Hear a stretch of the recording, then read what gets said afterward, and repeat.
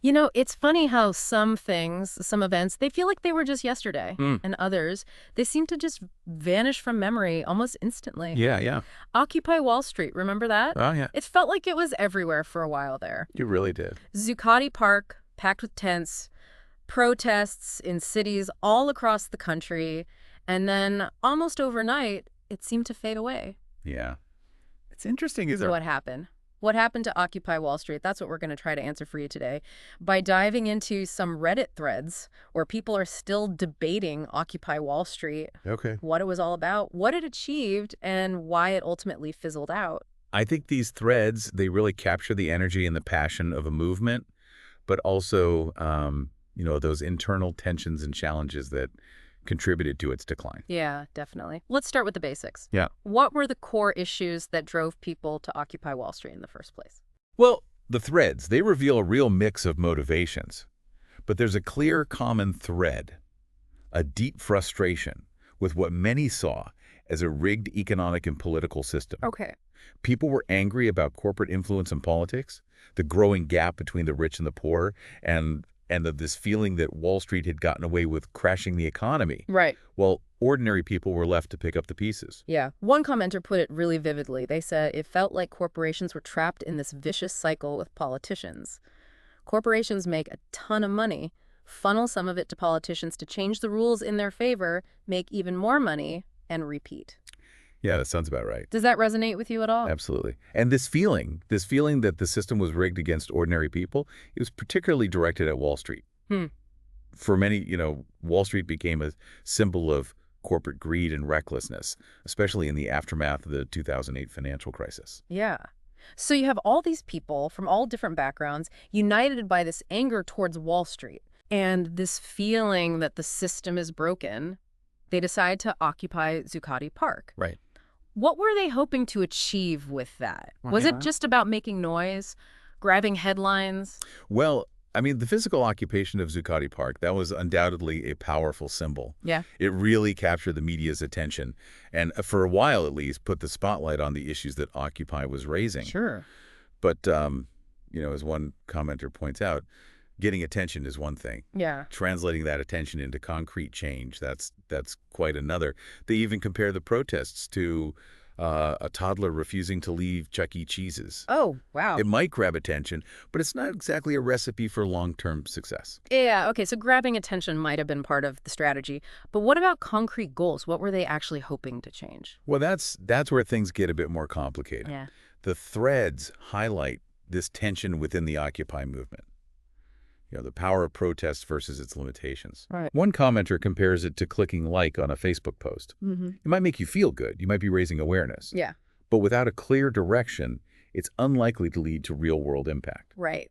And that seems to be where Occupy struggled. Okay. While there was broad agreement on the problems, there wasn't always a consensus on the solutions. So you have this diverse group of people, all with their own ideas about what needs to change. Yeah.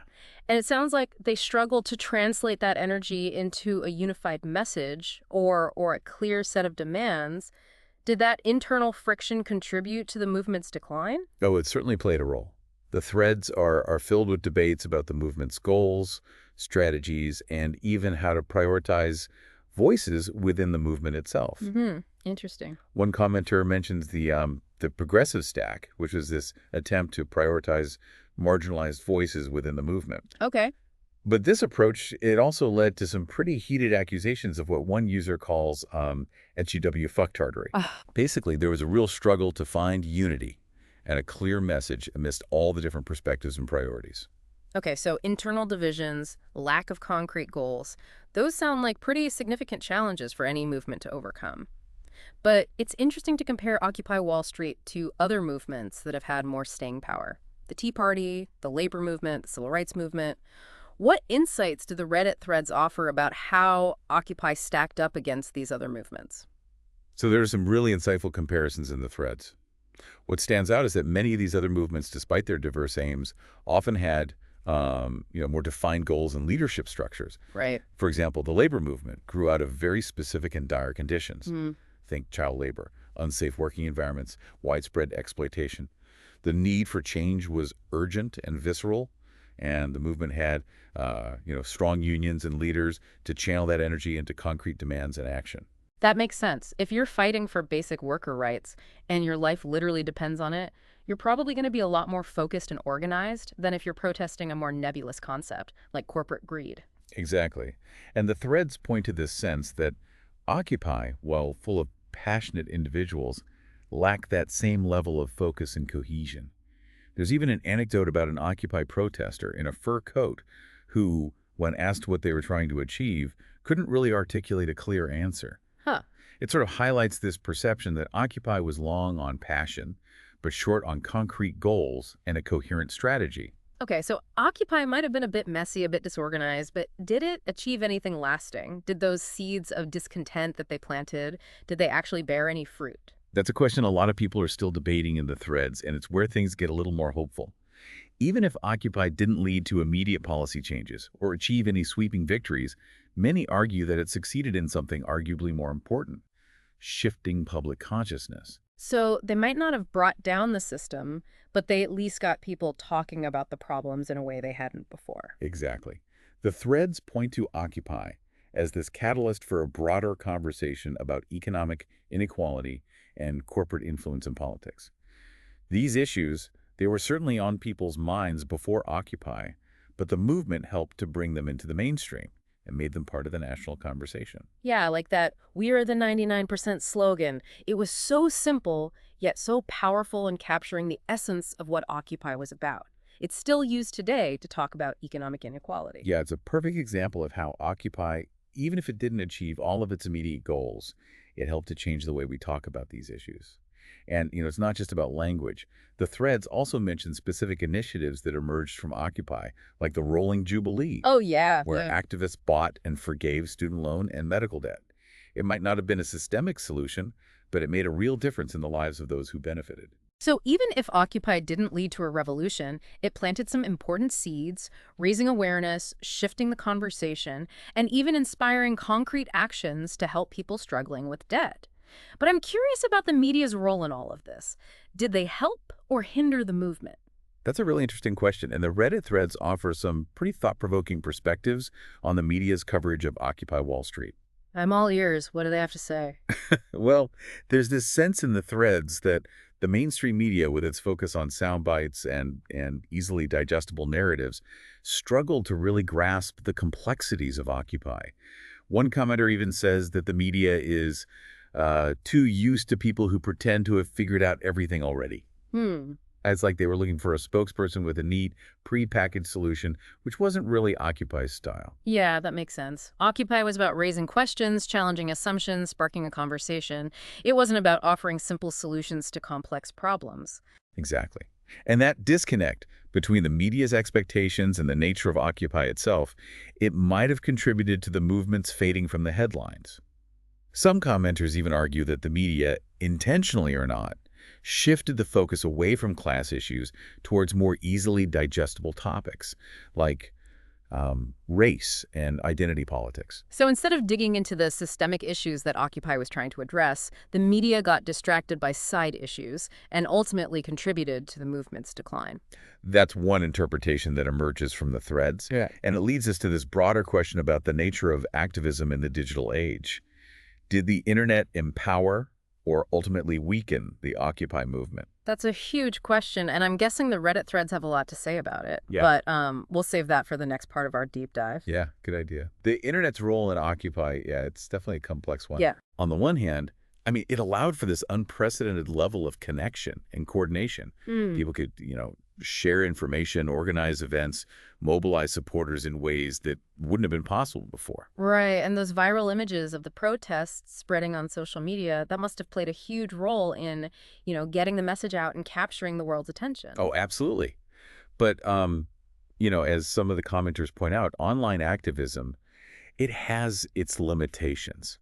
One user even compares it to virtually ripping a CIA poster off the wall. Right. More symbolic than impactful. Oh, wow. It's easy to click like or share a post, but Yeah. does that translate into real-world change? Right, right. It's like that saying, talk is cheap. Mm. You can be as outraged as you want online, but Unless you're willing to take that energy offline and turn it into concrete action, it's not going to amount to much. Exactly. And that's where Occupy faced a real challenge. Remember, they were occupying physical space, which requires, resources, coordination, a lot of stamina. Sure. It's one thing to organize a protest online.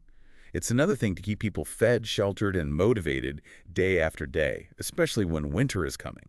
Yeah, as one commenter pointed out, you can only camp out in a park for so long before things get real. Right, right. And beyond the practical challenges, there's this deeper question here about the nature of protest itself in the digital age. Has it lost its power? Are, traditional forms of protest like marches and sit-ins, are they still effective? Right. Or are they outdated in the era of social media and online activism? That's a big question a lot of people are grappling with, not just in the context of Occupy, but in relation to all sorts of social movements. Some argue that, street protests are ineffective and disruptive, while others maintain that there's no substitute for physical presence and the willingness to, put your body on the line. It's a fascinating debate, and it's one that's playing out in these Reddit threads as well. It's an easy answer. But I think it's important to remember that protest is more than just achieving specific policy changes or legislative victories. Sure. It's also about, sending a message, mobilizing people, and shifting public opinion. It's about making those in power uncomfortable, disrupting the status quo, and forcing them to acknowledge that there are people who are unhappy and demanding change. Exactly. And even if a protest doesn't lead to immediate, tangible results, it can plant seeds for future change. It can inspire people to get involved, to organize, and to continue pushing for a better world. It's like that ripple effect. Yeah. Even if the initial splash fades away, the ripples can continue to spread outward, influencing the course of events in ways we might not even realize. Right, right. And that's why even though Occupy Wall Street might not have achieved all of its initial goals or led to a revolution, it's important to recognize its impact on the broader conversation about economic inequality and corporate power. It helped to create a space for these issues to be discussed more openly and honestly, and it inspired a new generation of activists to continue pushing for change. So it's not just about whether Occupy succeeded or failed, it's about recognizing the ways in which it contributed to a larger movement for social and economic justice. Exactly. And that's where I think it's so fascinating to look back at these Reddit threads and see how people are still wrestling with the legacy of Occupy Wall Street. It clearly struck a nerve, and it continues to resonate with people even years later. And speaking of those Reddit threads, I'm curious about something else that came up. This accusation that Occupy was infiltrated and destroyed from the inside by the FBI. Is there any truth to that claim, or is it just a conspiracy theory? It's definitely a claim that circulates in certain online communities, and it speaks to a broader concern about, government surveillance and the potential for authorities to disrupt or undermine social movements. It's like that saying, just because you're paranoid doesn't mean they aren't after you. In the digital age, it's harder than ever to know who's watching, who's listening, and who might be trying to manipulate or control the narrative. Absolutely, and it's a valid concern, especially in the context of a movement like Occupy, which challenged some very powerful interests. So even if there's no concrete evidence to support the claim that the FBI deliberately sabotaged Occupy, it highlights the vulnerability of social movements in the digital age, where information warfare and online manipulation are becoming increasingly sophisticated. It's a sobering thought, and it raises important questions about how we can protect our right to dissent and organize in the digital age. Right. But I think it's also important to remember that social movements have always faced challenges, whether it's government repression, media manipulation, or internal divisions. Right. It's like that saying, the only thing that's constant is change. And that applies to social movements as well. They evolve, they adapt, they face new challenges, and they find new ways to overcome those challenges. Exactly. And I think that's what makes the story of Occupy Wall Street so compelling. Right. It's a story of hope and idealism, but also of struggle and disappointment. It's a reminder that change is hard, that it takes time, and that there will always be setbacks along the way. But it's also a reminder that ordinary people have the power to come together and demand a better world, and that even if they don't achieve all of their goals, they can still make a difference. Absolutely. And I think that's a message worth holding on to, especially in these times when it can feel like so much is out of our control. So as we move towards the final part of our deep dive, I want to bring it back to the listener. What's the one thing you want them to take away from this conversation about Occupy Wall Street? I think the most important takeaway is this. Don't underestimate the power of collective action, even if it doesn't always lead to immediate or obvious victories. Movements like Occupy can be messy, imperfect, and ultimately fleeting, but they can also spark conversations, challenge the status quo, and plant seeds for future change. And those seeds can sometimes take root in unexpected ways, inspiring new movements, shaping public opinion, and ultimately contributing to a more just and equitable world. You mentioned that Occupy might have planted seeds for future change. Are there any specific examples of that you can think of from the Reddit threads? Well, one thing that really stands out is how Occupy really helped to popularize certain ideas Hmm. and language that we still use today to talk Mhm. about economic inequality, like the phrase the 99%. Oh, yeah, that's a good one. It's such a simple phrase, but it captured the essence of Occupy's message and resonated so far beyond Zuccotti Park. It did, yeah. It's become like shorthand for talking about the vast concentration of wealth and power in the hands of a tiny elite. It's almost impossible to imagine having a conversation about economic inequality today without invoking that phrase. Exactly, yeah. It's a testament to the power of language to shape public discourse. For sure. But Occupy wasn't just about slogans. It also, experimented with new forms of political engagement. Like participatory democracy and consensus-based decision making. Oh, yeah. I remember reading about the general assemblies they held in Zuccotti Park, where anyone could speak, and Yeah. decisions were made through a process of consensus. Yeah, yeah. It wasn't always smooth sailing, and there were definitely challenges in trying to manage such a large and diverse group of people. But it was an attempt to, create a more inclusive and equitable form of activism, one that prioritized grassroots participation over traditional hierarchies. Exactly. Occupy was this laboratory of sorts, this space where people could explore alternative models of political organization and challenge traditional power structures. It's like those open source software projects Yeah. where people from all over the world collaborate online to create something new and innovative. Occupy kind of had that same spirit of experimentation and grassroots innovation. That's a great analogy. And just like those open source projects, Occupy's influence can be seen in subsequent movements like Black Lives Matter and fight for climate justice. Yeah, I can see that. Those movements, they might not have directly sprung from Occupy, but they've clearly been influenced by its spirit of defiance and its focus on, these systemic issues. Precisely. Occupy helped to create a new playbook for activism in the 21st century, one that emphasizes grassroots organizing, digital tools, and a willingness to challenge the status quo. And we can't forget the role of humor. Occupy was full of creative signs, witty chants, and just this general sense of playful rebellion. Remember that guy who showed up in a full-body banana costume? Yeah, a classic. It's a reminder that even in the face of really serious issues, a little levity can go a long way. For sure. It can help to humanize a movement, disarm critics, and make activism more accessible. Yeah, because let's face it, sometimes the world feels like a pretty absurd place. A little absurdity in response can be cathartic, even empowering. Absolutely. Hmm. Occupy might not have achieved all of its goals, but it reminded us that activism can be joyful, creative, and even a little bit subversive. And that's a lesson worth carrying with us no matter what cause we're fighting for. So, as we conclude our deep dive into Occupy Wall Street, the question remains, did it truly disappear? Or did it evolve, morphing into new forms of activism that continue to shape the world around us? It's a question for you, our listener, to ponder. Yeah. And as you ponder that, remember this. The seeds of change, they're often planted in the most unexpected places.